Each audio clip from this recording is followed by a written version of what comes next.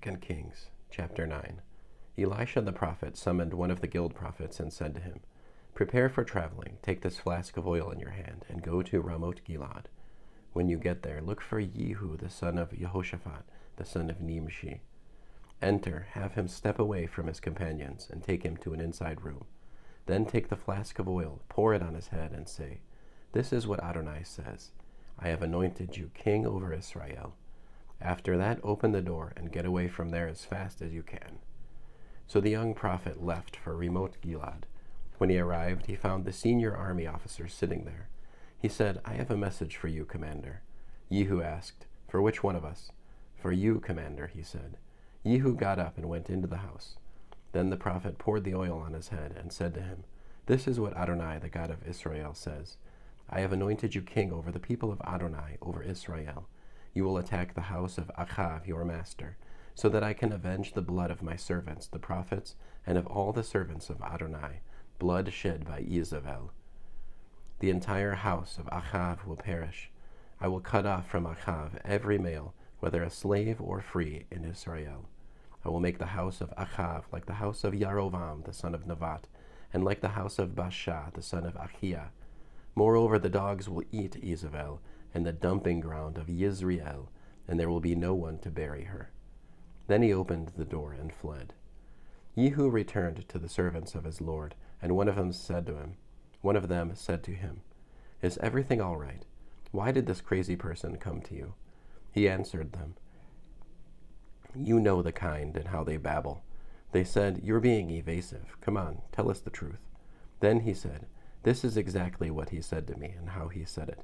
Here is what Adonai says, I have anointed you king over Israel." At this they hurried each one to take his cloak and put it under Jehu at the top of the stairs. Then they blew the shofar and proclaimed, "Jehu is king." Jehu the son of Jehoshaphat, the son of Nimshi, formed a conspiracy against Joram. At the time Joram was guarding Ramoth Gilead, he and all Israel, because of Hazael, king of Aram. But Joram himself had returned to Israel to recover from the wounds Aram had inflicted on him when fighting Hazael, king of Aram. "If you agree," said Jehu, "then don't allow anyone to leave town and take the news to Yisrael." So Jehu, riding in a chariot, went to Yisrael, for Joram was laid up there.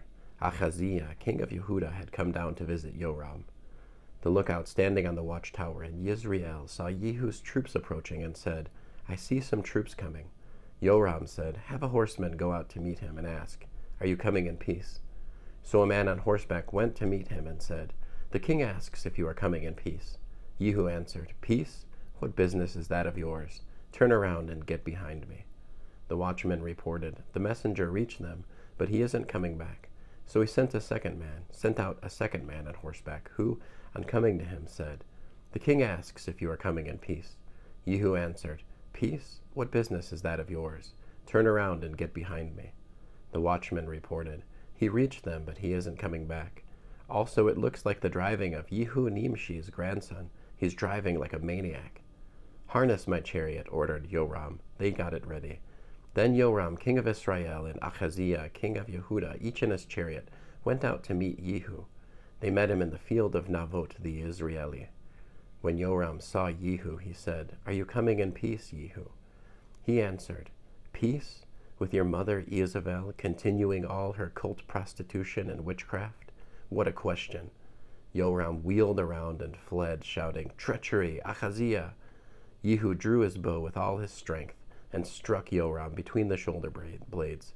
The arrow went through his heart, and he collapsed in his chariot. "Pick him up," said Jehu to Bidkar his servant, "and throw him into the field of Navot the Israeli. For remember how, when you and I were riding together after Achav his father, Adonai pronounced this sentence against him. Adonai says, 'Yesterday I saw the blood of Navot and the blood of his sons.' Adonai also says, 'I will pay you back in this field.' Therefore pick him up and throw him into the field, in keeping with what Adonai said." But when Achaziah the king of Yehudah saw this, he fled on the road past Beit Hagan. Jehu pursued him and ordered, "Strike him too in his chariot." So they struck him at the Gur ascent, near Yivliam. He fled to Megiddo, but there he died. His servants carried him in a chariot to Jerusalem and buried him in his tomb with his ancestors in the city of David. It was in the 11th year of Joram, the son of Achav, that Ahaziah had begun his rule over Yehudah. When Yehu reached Yisrael, and Isabel heard of it, she put on eye makeup, fixed her hair, and looked out the window. As Yehu came through the city gate, she asked, "Are you here in peace, you Zimri, you murderer of your master?" Looking up at the window, he said, "Who is on my side?" "Who?" 2 or 3 officers looked out toward him. He said, "Throw her down." So they threw her down. Some of her blood splashed onto the wall and the horses, and she was trampled underfoot. He went in, ate and drank, and then said, "Deal with this accursed woman. Bury her, because she is a king's daughter." They went to bury her, but found no more of her than her skull, feet, and hands. So they came back and told him. He said, "This is what Adonai said through his servant Eliyahu from Tishbe.